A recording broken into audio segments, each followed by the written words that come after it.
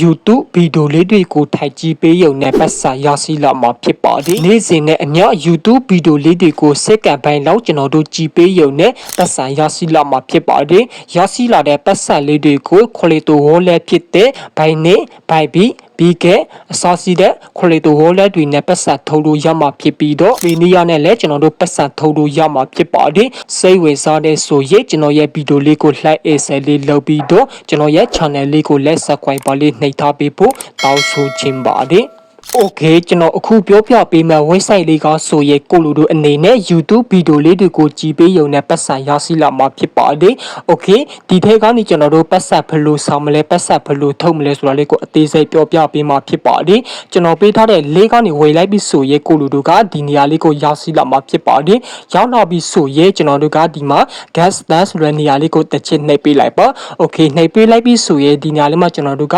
Google account တစ်ခုနဲ့ sign up ပြုလုပ်ပေးလိုက်ပေါ့နော်Google လေးကိုတစ်ချက်နှိပ်ပြီးတော့ကျွန်တော်တို့ဖုန်းထဲမှာစီးတဲ့ဒီ Google account တစ်ခုနဲ့ကိုလူတို့က account ပြုလုပ်ပေးလိုက်ပါ Okay account ပြုလုပ်ပေးလိုက်ပြီးဆိုရင်ကျွန်တော်တို့ကဒီနေရာလေးကိုရောက်စီလာမှာဖြစ်ပါတယ်ရောက်လာပြီးဆိုရဲကိုလူတို့ကပထမဆုံးမြင်တွေ့ရမှာကတော့ပေါ့နော်ကျွန်တော်တို့ရရှိလာမဲ့ဒေါ်လာလေးတွေပဲဖြစ်ပါတယ်ဒီနေရာလေးမှာကျွန်တော်တို့ကဒီဗီဒီယိုတစ်ပုဒ်ကိုကျွန်တော်က GBP မို့လို့ပေါ့နော်ဒီနေရာလေးမှာဒေါ်လာလေးတွေကရရှိနေတာပဲဖြစ်ပါတယ်တကယ်လို့ပေါ့နော်ဒီ site လေးကိုစတဲ့အသုံးပြုတဲ့သူတွေဆိုရဲဒီ0အနေထားနဲ့ကျွန်တော်တို့မြင်တွေ့ရမှာဖြစ်ပါတယ် Okay ဒီထက်ကနေကျွန်တော်တို့ကဒီ YouTube ဗီဒီယိုလေးတွေကိုစက္ကန့်ပိုင်းလောက်နဲ့ကြည့်ပြီးတော့ပတ်စံဘလို့ဆောင်မလဲပေါ့နော်ပတ်စံဆောင်မယ်ဆိုရင်ကျွန်တော်တို့ကဒီအောက်က1ဆိုတဲ့ဒီ S အပုံလေးကိုတစ်ချက်နှိပ်ပေးလိုက်ပါ Okay ဒီလိုနှိပ်ပေးလိုက်ပြီးဆိုရင်ကျွန်တော်တို့ကသူပြောထားတာလေးကဆိုရင်ပေါ့နော်ဒီမှာစက္ကန့်30လောက်ကျွန်တော်တို့ကဗီဒီယိုလေးတွေကိုကြည့်ပေးမယ်ဆိုရင်သူပေးထားတဲ့ဒေါ်လာကိုရရှိလာမှာဖြစ်ပါတယ် Okay ဒီလိုကြည့်ဖို့ဆိုရင်ကျွန်တော်တို့ကဒီမှာ go to ဆိုတဲ့နေရာလေးကိုတစ်ချက်နှိပ်ပေးလိုက်ပါဟုတ်ပြီဒီလိုနှိပ်ပေးလိုက်ပြီးဆိုရဲကျွန်တော်တို့ကဒီနေရာလေးမှာ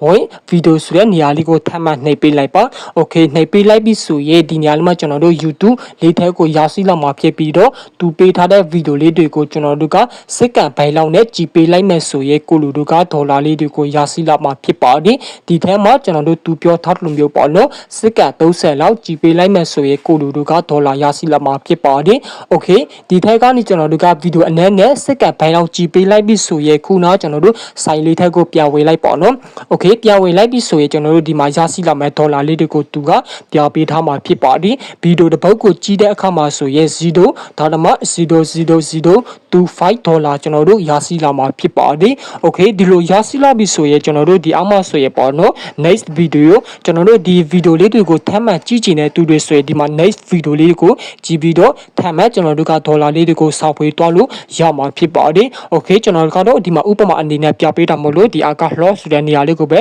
နှိပ်ပေးလိုက်မှာဖြစ်ပါတယ်သူကပြောထားချေကဆိုရင်ဒီမှာတနေ့ကိုဗီဒီယိုပေါ့နော်ဒီ400ထိကိုပဲသူကကြီးခွဲပေးမယ်လို့ပြောထားခြင်းပဲဖြစ်ပါတယ်ဗီဒီယိုကျွန်တော်တို့ဒီနောက်ရီပေါင်းကဆိုရင်နောက်ရီ50ပေါ့နော်ဒီဗီဒီယို400ကိုကျွန်တော်တို့ကနောက်ရီ50အတွင်းမှာကြည်ပေးရမယ်လို့သူကဒီမှာပြောထားခြင်းပဲဖြစ်ပါတယ်ကိုလူတို့အနေနဲ့ပေါ့နော်နောက်ရီ50ပြီးသွားတဲ့အခါမှာဆိုရင်ဗီဒီယိုကျွန်တော်တို့400ပြီးသွားတဲ့အခါမှာဆိုရင်လည်းပဲဒီဒေါ်လာလေးတွေကကျွန်တော်တို့ရရှိလာမှာဖြစ်ပါတယ်โอเคကျွန်တော်တို့ဒီဒေါ်လာလေးတွေကိုရရှိသွားတဲ့အခါမှာဆိုရင်ပတ်စံထုံဒီကိုကျွန်တော်မပြောပြခင်မှာပေါ့နော်ဒီ affiliate တွေလုပ်ချင်တဲ့သူတွေဆိုရင်လည်းပဲကျွန်တော်တို့ဒီမှာလူပုံစံလေးကိုတက်ချင်နေပြီးတော့ဒီနေရာလေးမှာ affiliate တွေကျွန်တော်တို့လုပ်လို့ရမှာဖြစ်ပါတယ်โอเคရရှိလာတဲ့ကျွန်တော်တို့ဒီ host ဆိုတဲ့နေရာလေးကိုပြတ်သွားမယ်ပေါ့နော် host ဆိုတဲ့နေရာလေးကိုပြတ်သွားလိုက်ပြီးဆိုရင်ကျွန်တော်တို့ရရှိလာမဲ့ဒေါ်လာလေးတွေကိုသူကဒီမှာပြပေးထားမှာဖြစ်ပါတယ်ကျွန်တော်ကတော့ဗီဒီယိုနှစ်ပုဒ်ကိုကြည့်ပေးလိုက်တာဖြစ်တာကြောင့်မလို့ပမာဏအနေနဲ့ဒီလောက်ကျွန်တော်ရရှိထားတာပဲဖြစ်ပါတယ်ဒီအမှဆိုကျွန်တော်တို့ရရှိလာမဲ့ coin လေးတွေပေါ့နော်ဒီ coin လေးတွေကဘာအသုံးပြုလို့ရလဲဆိုတာလေးကိုကျွန်တော်ပြောပြပေးမှာဖြစ်ပါတယ်ကျွန်တော်တို့ကဗီဒီယိုလေးတွေကိုကြည့်ပေးလိုက်တဲ့အခါမှာဆိုရင်ဒီဒေါ်လာပုံစံနဲ့ရရှိမှာဖြစ်ပြီးတော့ဒီ coin ပုံစံနဲ့လည်းရရှိလာမှာဖြစ်ပါတယ် coin ပုံစံကျွန်တော်ဗီဒီယိုနှစ်ပုဒ်ကြည့်ပေးလိုက်တဲ့အခါမှာဆိုရင်ဒီမှာ coin 40ရရှိထားတာပဲဖြစ်ပါတယ်ကိုလူတို့ကပေါ့နော်ဒီ coin လေးတွေကိုရရှိလာတဲ့အခါမှာဆိုရင်ဒီမှာကျွန်တော်တို့ကဒီ coin လေးတွေနဲ့ဒေါ်လာလေးတွေကိုလဲလို့ရမှာဖြစ်ပါတယ် coin ပမာဏကျွန်တော်တို့ဒီ1 million ပြည်သွားတဲ့အခါမှာဆိုရင်$1ကျွန်တော်တို့ထုတ်ခွင့်ပေးမှာဖြစ်ပါတယ်ဒီမှာဆိုရင်သူပေးထားတဲ့ coin ပမာဏအလိုက်ကျွန်တော်တို့ရရှိလာမဲ့ဒေါ်လာလေးတွေကိုသူကပြပေးထားမှာဖြစ်ပါတယ်โอเคဒီကောင်လေးတွေကိုနားလည်သိရှိမဲ့လို့ကျွန်တော်ထင်တယ်ပေါ့နော်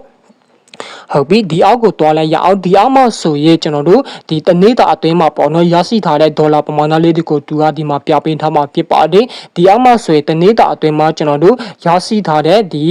အခြေပမာဏလေးပေါ့နော်โอเคဒေါ်လာပမာဏလေးပဲဖြစ်ပါတယ်ဒီအောက်မှာဆိုရင်ကျွန်တော်တို့ကပေါ့နော်တနေ့အတွင်းမှာဗီဒီယိုလေးတွေကိုဖလားပုံကြည့်ပေးထားပြီးပြီလဲဆိုတာလေးကိုသူကဒီမှာပြပေးထားမှာဖြစ်ပါတယ်ဒီအောက်မှာဆိုရင် level all type ပေါ့နော်โอเคဒီ site လေးကိုကျွန်တော်တို့က website ထဲမှာဝယ်ပြီးတော့မကြည့်ချင်တဲ့သူတွေဆိုရဲကျွန်တော်တို့ကဒီမှာမြေတုံကြားလေးကိုတစ်ချက်နှိပ်ပေးလိုက်ပါနှိပ်ပေးလိုက်ပြီးဆိုရဲဒီမှာကျွန်တော်တို့ ADD2 house software ဆိုတဲ့နေရာလေးကိုတစ်ချက်နှိပ်ပေးလိုက်ပါโอเคဒီလိုနှိပ်ပေးလိုက်ပြီးဆိုရဲကျွန်တော်တို့ကပေါ့နော်ဒီကလေးကို install လုပ်ပေးမှလာလို့သူကမေးထားချက်ပဲဖြစ်ပါတယ်ဒီအောက်မှာဆိုရဲ Creo socket ပေါ့နော်โอเคဒီကလေးနှစ်ခုတည်းကနေကျွန်တော်တို့ SAPR တစ်ခုကိုရွေးချယ်ပေးလိုက်ပါရွေးချယ်ပေးလိုက်ပြီးဆိုရဲကျွန်တော်တို့ကဒီမှာ install ဆိုတဲ့နေရာလေးကိုတစ်ချက်နှိပ်ပေးလိုက်ပေါ့နော်ဒီမှာ install ဆိုတဲ့နေရာလေးကိုတစ်ချက်နှိပ်ပေးလိုက်ပါနှိပ်ပေးလိုက်ပြီးဆိုရဲကျွန်တော်တို့ရဲ့ post စကွယ်လေးထက်ကိုပေါ့နော်ဒီလိုရောက်စီလာမှာဖြစ်ပါတယ်ရောက်လာပြီးဆိုရဲကိုလူတွေကပေါ့နော်ဒီကောင်လေးထက်ကနေလွယ်လွယ်ကူကူနဲ့ကိုလူတို့ဝယ်တုံးလို့ရမှာဖြစ်ပါတယ်ဒီ website လေးထက်ကနေကျွန်တော်တို့ဒီဝယ်နေစရာမလိုဘဲနဲ့ပေါ့နော်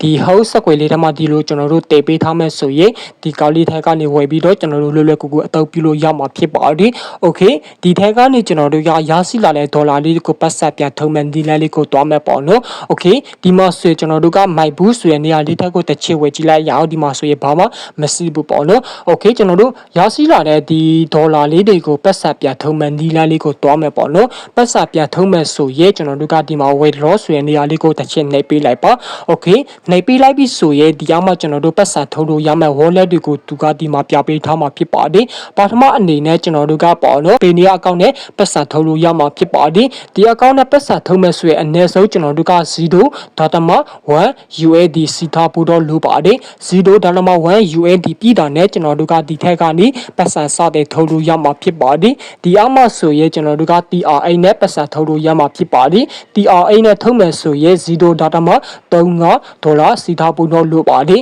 ဒီကလေးတွေက Crypto Wallet နဲ့ပတ်စံထုတ်လို့ရမှာဖြစ်ပါတယ်ဒီအောက်မှာဆိုရဲ USDT BEP 20ပေါ့နော်ဒီကောင်ကဆိုရဲ 0.52 ဒေါ်လာကနေစတဲ့ထုတ်လို့ရမှာဖြစ်ပါတယ်โอเคကိုလူတို့အနေနဲ့ပေါ့နော် Crypto Wallet ဘယ် wallet ဖြစ်ဖြစ်ပေါ့နော်ဒီထက်ကနေပတ်စံထုတ်လို့ရမှာဖြစ်ပါတယ်ဘိုင်နေဘိုင်ဘီဘီကဲအစောစီလက် Crypto Wallet တွေကိုအသုံးပြုပြီးတော့ကိုလူတို့ကပေါ့နော်ဒီ Crypto Wallet တွေကိုရွေးချယ်ပြီးတော့ကိုလူတို့အနေနဲ့ပတ်စံထုတ်လို့ရမှာဖြစ်ပါတယ်โอเคဘာ ADD Wallet ဆိုတဲ့နေရာလေးမြေတွေရမှာဖြစ်ပါတယ်ဒီကလေးကိုတစ်ချက်နှိပ်ကြည့်လိုက်ရအောင်နှိပ်ကြည့်လိုက်ပြီးဆိုရဲဒီမှာကျွန်တော်တို့ကပတ်စံထုတ်လို့ရမယ် wallet တွေကိုဒီမှာကျွန်တော်တို့ ADD အနေနဲ့ထည့်ပေးရမှာဖြစ်ပါတယ်โอเคဒီမှာဆိုကျွန်တော်တို့ကပေါ့နော်ဒီအောင်နဲ့ပတ်စံထုတ်မဲ့ဆိုရင်ဒီအောင်မှာသူပေးထားတဲ့ ID လေးကိုထည့်ပေးလိုက်ပေါ့နော်ကျွန်တော်တို့က TRA နဲ့ပတ်စံထုတ်မဲ့ဆိုရင် TRA wallet address ကိုဒီမှာထည့်ပေးလိုက်ပေါ့နော် USDT BEP 20နဲ့ထုတ်ယူမဲ့ဆိုရင်ဒီအောင်မှာ USDT ကျွန်တော်တို့ address ကိုထည့်ပေးလိုက်ပေါ့နော်โอเคဒီလိုထည့်ပေးလိုက်ပြီးဆိုရဲကျွန်တော်တို့ပတ်စံထုတ်တဲ့အခါမှာဆိုရဲပေါ့နော်ဒီ account တွေနဲ့ကျွန်တော်တို့ကအလွယ်တကူပတ်စံထုတ်လို့ရမှာဖြစ်ပါတယ်โอเคဒီလိုထည့်ပေးလိုက်ပြီးဆိုရင်ဒီအောက်ကဆေးစစ်တဲ့ဆိုတဲ့နေရာလေးကိုနှိပ်ပေးလိုက်ပြီးဆိုရင်ကျွန်တော်တို့ထည့်ခဲ့တဲ့ wallet တွေကပေါ့နော်ဒီပတ်စံထုတ်တဲ့အခါမှာဆိုရဲအစက်တဲ့အနေနဲ့သူကဒီပြပေးမှာဖြစ်ပါတယ်ဟုတ်ပြီဒီအကြောင်းအရာအသေးစိတ်ကိုကိုလူတို့ကနားလည်သိရှိမယ်လို့ထင်ပါတယ်ဒီထက်ကနေပတ်စာစပ်ဖို့စာနည်းလေးကိုကိုလူတို့အနေနဲ့သိရှိလိမ့်မယ်လို့ကျွန်တော်ထင်မိတယ်ပေါ့နော်โอเคနောက်ထပ်ဗီဒီယိုမှာပတ်စာထုံးနည်းနဲ့သူကိုလူတို့ပြန်လဲဆုံတွေ့ကြပါမယ်